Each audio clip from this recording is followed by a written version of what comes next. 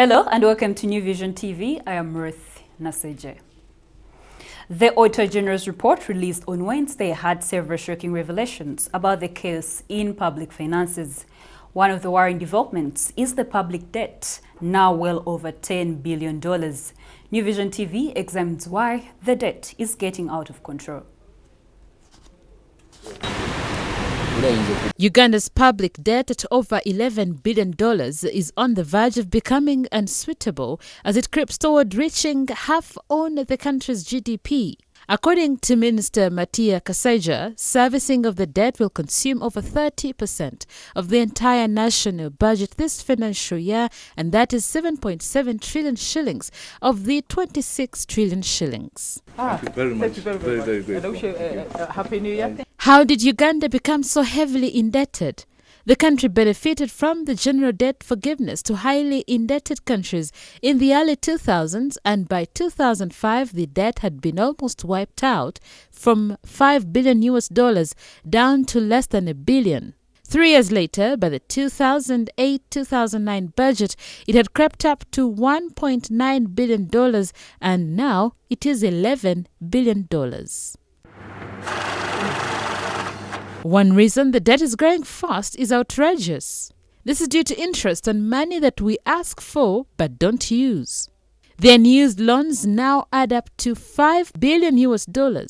And there's a need for government to see how they can address this particular issue. The World Bank recently suspended lending to Uganda over its failure to use the loans asked for. Another cause is the interest on domestic arrears, which, according to Auditor General, stand at 8.7 trillion shillings. In most claims against the government, the interest is greater than the actual debt. You've got pension and you've got other domestic. And you will find that, let's first talk about the pension arrears. Again, from 13-14 over the last 3 years, rising from 122 billion to 561 billion. That's over the last 3 years. These are pension arrears. And if you add on the domestic arrears, that's how we got the figure of 13-14 being at 1.39 trillion, and currently at the end of 15-16 at 2.25 trillion. Again, the concern here is mostly, are we certain that all these pension arrears are genuine? And finally, incomprehensible negligence is also a problem. For example, government was ordered by court to pay $2 million to Dots Road Construction Company, who had claimed a much smaller amount, but because the Minister of Justice failed to add $50 court fees for filing a response to the questionable claim, the taxpayer was slapped with the huge bill.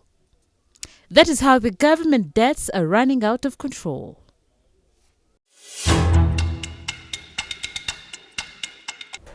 And in our Pearl of Africa series, we are going to take you to the Uganda Wildlife Education Center, and we are going to show you some of the animals that are kept there.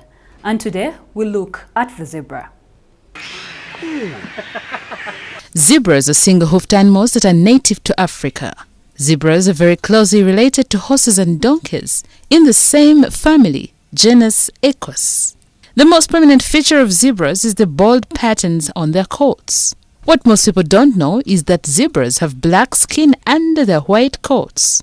Each species of zebra has a different general pattern of stripes. Though they all live in Africa, each species of zebra has its own home area. Zebras live in the treeless grasslands and woodlands of eastern and southern Africa. The gravy zebras live in the arid grasslands of Ethiopia and northern Kenya. The mountain zebra is found in South Africa, Namibia, and Angola. Zebras eat mostly grass and will travel up to 1,800 miles or nearly 3,000 kilometers from their base in search of food.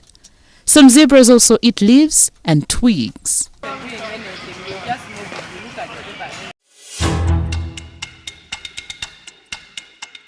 And that's all we had for you. Thank you for watching. Be sure to catch us on your mobile phone, on your desktop, on your tablet, and anywhere on the go. I am Ruth Naseje.